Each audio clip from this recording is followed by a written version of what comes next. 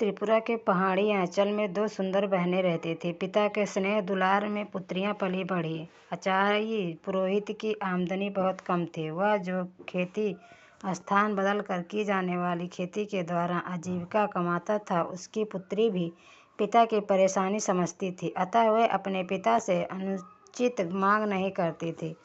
वर्षा ऋतु में उसके कष्ट और भी बढ़ जाते। कई वर्षों से मकान की मरम्मत नहीं हो पाई थी, अतः बरसात का पानी घर में घुस जाता। यूं तो उसका घर एक ऊंचे मचान पर था, किंतु पानी वहां भी बहुत जाता। एक दिन दोनों बहनें खेत में थक कर लौटी। पूरे घर में पानी भरा हुआ था। छोटी बहन के मुंह से आह निकली। वह तड़प कर बोली, दीदी, अब हम क्या करें? ठहरो, देखती हूँ, शायद कुछ मायदूल भात यक्का बना त्रिपुरी भोजन पड़ा होगा, अभी उसे खाकर ही भूख मिटाते हैं, कहकर बड़ी बहन ने संतावना दी। बड़ी बहन ने थैला टटोला, किंतु खाने को कुछ नहीं मिला। जब कुछ बरसात के पानी में भीगकर खराब हो गया था, उसकी आंखों में आंसू आ गया। छोटी बहन का दुख वह सह ना सकी। उसने प्रतिज्ञा की, मैं उसी को अपना पति मानूंगी जो मेरे घर को संवार देगा। जिस तरह सबके कष्ट दूर होते हैं, उसी तरह वह दुख भरी रात भी बीत गई। अगले दिन जब दोनों बहनें घर लौटी तो घर की काया पलट देखकर दंग रह गई। सारे घर की मरम्मत की गई थी तथा खाने पीने का सारा सामान भी मौजूद था। इतने खाद्य पदार्थ उन्होंने पहले कभी नहीं देखे थे। अचाई ने भी घर का परिवर्तन देखा तो उत्साह के साथ बोला, ओह न, यह तो बनदेवी की कृपा है। उसमें कुछ लोगों का कष्ट नहीं देखा गया, इसलिए उसने हमारी सहायता की है। पिता तो भरपेट खाकर सो गया, किंतु बड़ी बहन उसके अनुमान से संतुष्ट न थी। वह चांदनी रात में बाहर आकर खड़ी हो गई। तभी उसकी नज़र एक विशालकाय अजगर पर पड़ी।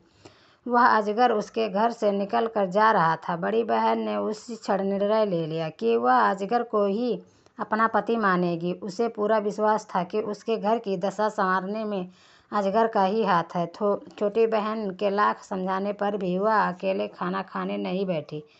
तब हार कर छोटी बहन ने अपनी जीजाजी को पुकारा, कुमुई कुमुई माईटानेनी, फाई दीदो, जीजाजी जीजाजी, खाना खाने आइए। यह आवाज़ सुनते ही अजगर घर में आ पहुंचा। दोनों बहनें उसके विशाल रूप से घबरा गई, किंतु वह शांति से भोजन करके लौट गया। यह क्रम काफ़ी समय तक चलता रहा। एक दिन अचाई पुरोहित को पता चला तो वह आग बबूला हो उठा। उसकी सुंदर पुत्री एक अजगर को पति माने, यह उसे स्वीकार न था। जब बड़ी बेटी खेत पर गई तो उसने छोटी बेटी से कहा, तुम रोज की तरह जीजा जी को पुकारो। छोटी ने समझा कि शायद उससे मिलना चाहते हैं।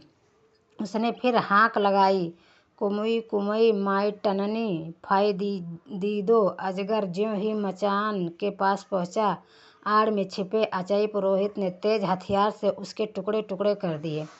छोटी फूट फूट कर रोने लगी। बड़ी बहन ने जब अपने अजगर की मृत्यु का समाचार सुना तो वह दुखी हो गई। कुछ ही दिनों में उसके मन में अजगर के प्रति प्रेम भाव जाग गया था। उससे वियोग की कल्पना से वह भयभीत हो उठी। बिना एक शब्द कहे वह नदी की ओर चल दी। छोटी बहन भी उसके पीछे चल दी। बड़ी ने आंखें बंद की और रोती रोती नदी के पानी में उतरने लगी।